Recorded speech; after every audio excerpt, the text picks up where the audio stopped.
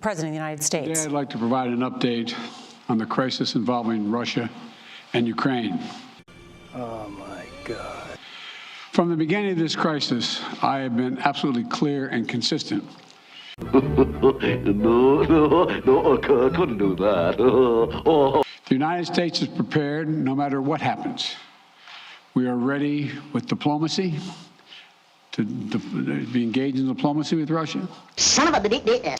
And our allies and partners to improve stability and security in Europe as a whole. And we are ready to respond decisively to Russian attack on Ukraine.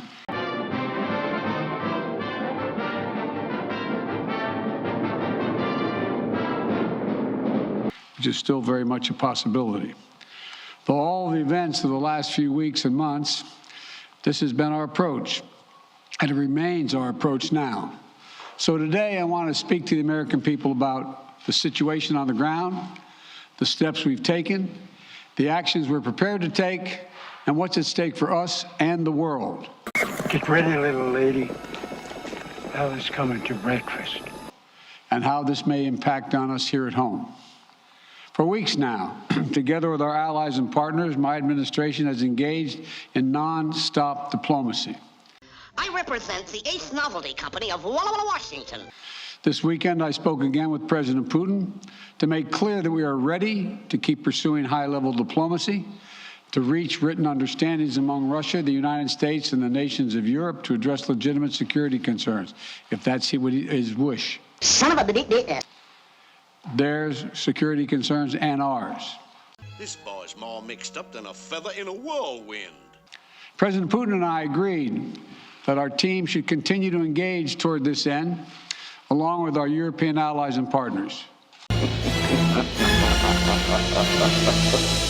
Yesterday, the Russian government publicly proposed to continue the diplomacy. I agree. We should give the diplomacy every chance to succeed. What we've got here is failure to communicate. And I believe there are real ways to address our respective security concerns. And they just ship it all over. Oh my God! Oh my God! That went south so fast! The United States has put on the table concrete ideas to establish a security environment in Europe. We're proposing new arms control measures. You know, there's something awfully screwy about this fight, or my name isn't Larimore, and it isn't. New transparency measures, new strategic stability measures. Commando tactics. These measures would apply to all parties, NATO and Russia alike. And we're willing to make practical, result-oriented steps that can advance our common security. May I? Please do. Why, thank you. We will not sacrifice basic principles, though. Nations have a right to sovereignty and territorial integrity. They have the freedom to set their own course and choose with whom they will associate. Pay attention when I'm talking to you, boy. But that still leaves plenty of room for diplomacy and for de-escalation. Isn't that a daisy? That's the best way forward for all parties, in our view. We'll continue our diplomatic efforts in close consultation with our allies and our partners. Gosh, ain't love beautiful? As long as there is hope of diplomatic resolution that prevents the use of force and avoids incredible human suffering that would follow, we will pursue it. Okay, fellas, break it up, break it up. The Russian defense minister reported today that some military units are leaving their positions near Ukraine. That would be good. Well, bye. But we have not yet verified that. We have not yet verified the Russian military units are returning to their home bases. Indeed, our analysts indicate that they remain very much in a threatening position. No, not that. Not that. Anything but that. And the fact remains, right now, Russia has more than 150,000 troops encircling Ukraine and Belarus and along Ukraine's border. 218,000 in 2021. This is just the first quarter. In 2022, the first quarter, 518,000. That's up 138%. This crisis shows no sign of abating. An invasion remains distinctly possible. That's why I've asked several times that all Americans in Ukraine leave now before it's too late to leave safely. It is why we have temporarily relocated our embassy from Kyiv to Lviv. I'll fix them. In western Ukraine, approaching the Polish border. And we've been transparent with the American people and with the world about Russia's plans and the seriousness of the situation so that everyone can see for themselves what is happening. Well, you're going to look awfully silly with that knife sticking up your ass. We've shared what we know and what we're doing about it. Let me be equally clear about what we are not doing. Pay attention when I'm talking to you, boy. The United States and NATO are not a threat to Russia. Ukraine is not threatening Russia. Neither the U.S. nor NATO have missiles in Ukraine. Damn right you're scared. We do not have plans to put them there as well. We're not targeting the people of Russia. We do not seek to destabilize Russia. To the citizens of Russia, you are not our enemy. And I do not believe you want a bloody, destructive war against Ukraine, a country and a people with whom you share such deep ties of family, history, and culture. Oh, I know you went and hurt my feelings.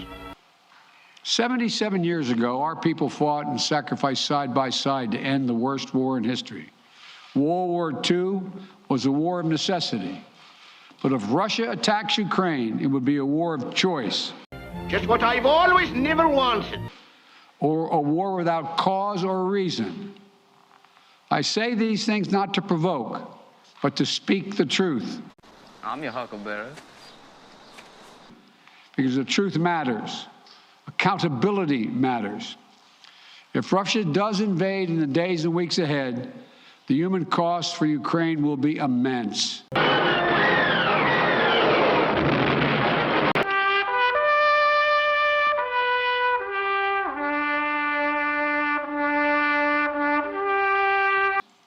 And the strategic cost for Russia will also be immense. I shall give them what for. If Russia attacks Ukraine, it'll be met with overwhelming international condemnation. The world will not forget that Russia chose needless death and destruction. Invading Ukraine will prove to be a self-inflicted wound. I'm not a doctor, but I play one on TV.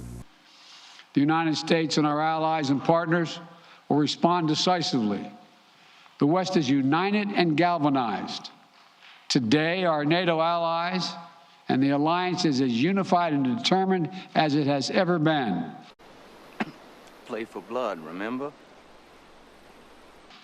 And the source of our unbreakable strength continues to be the power, resilience, and universal appeal of our shared democratic values.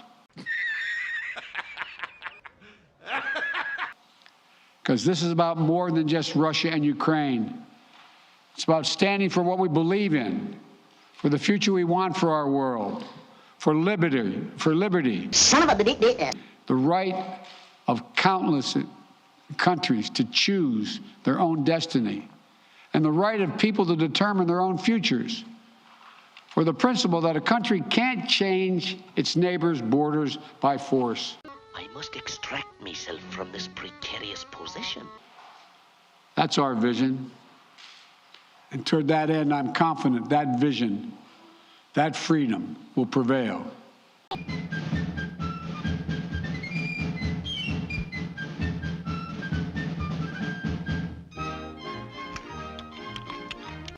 If Russia proceeds, we will rally the world to oppose its aggression. The United States and our allies and partners around the world are ready to impose powerful sanctions. Hello? Fourth intercepted command? I see an unidentified object flying around my widow head. On export controls, including actions that we did not pursue when Russia invaded Crimea in eastern Ukraine in 2014. We will put intense pressure on their largest and most significant financial institutions and key industries.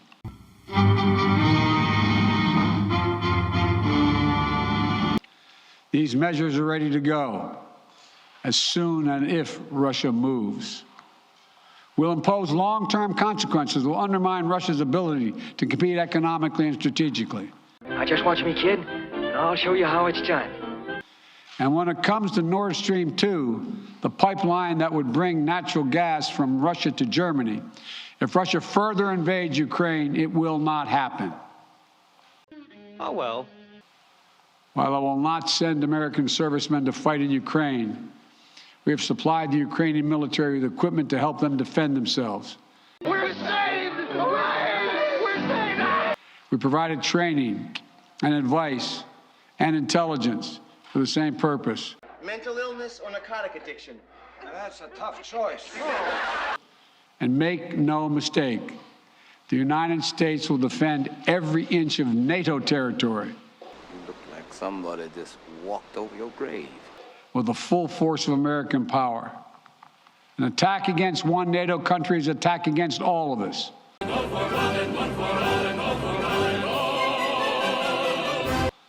And the United States' commitment to Article 5 is sacrosanct. Already, in response to Russia's buildup of troops, I've sent additional U.S. forces to bolster NATO's eastern flank.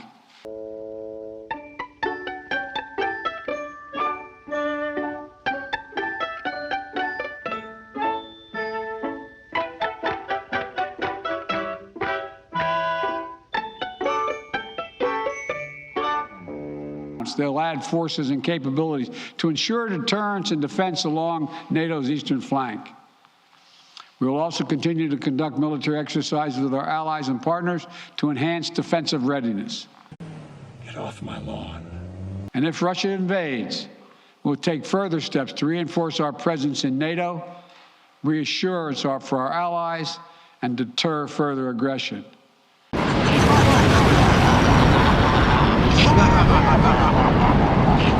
To be clear, if Russia decides to invade, that would also have consequences here at home.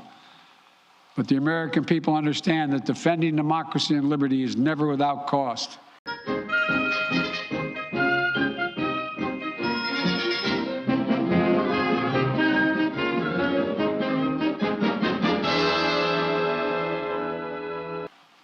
This is a cause that unites Republicans and Democrats.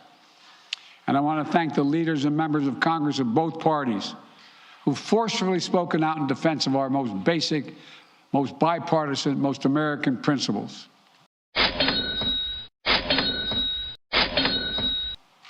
will not pretend this will be painless. There could be impact on our energy prices. We have been flim-flammed. Yeah, hoodwinked. So we are taking active steps to alleviate the pressure on our own energy markets and offset raising prices. We're coordinating with major energy consumers and producers. We're prepared to deploy all the tools and authority at our disposal to provide relief at the gas pump. This is the second gas line this morning. What happened at the first? They ran out. Tomorrow, it's your turn. And I'll work with Congress on additional measures to help protect consumers and address the impact of prices at the pump. We are not seeking direct confrontation with Russia. Poor soul. He was just too high-strung. Though I've been clear that if Russia targets Americans in Ukraine, we will respond forcefully.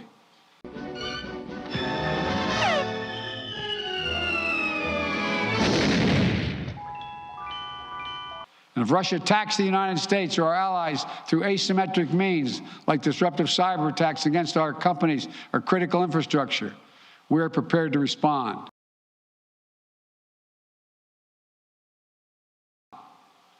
But we're moving in lockstep with our NATO allies and partners to deepen our collective defense against threats in cyberspace.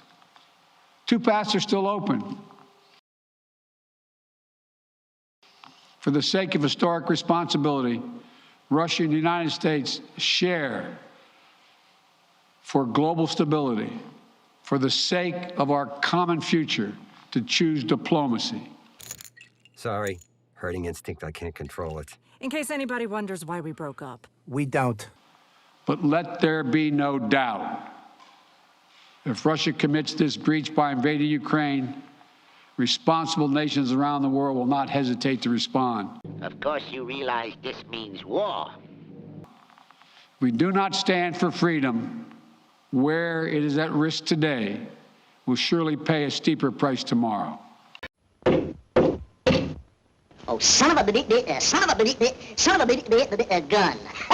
You thought I was going to say son of a bitch, didn't you? Thank you. I'll keep you informed.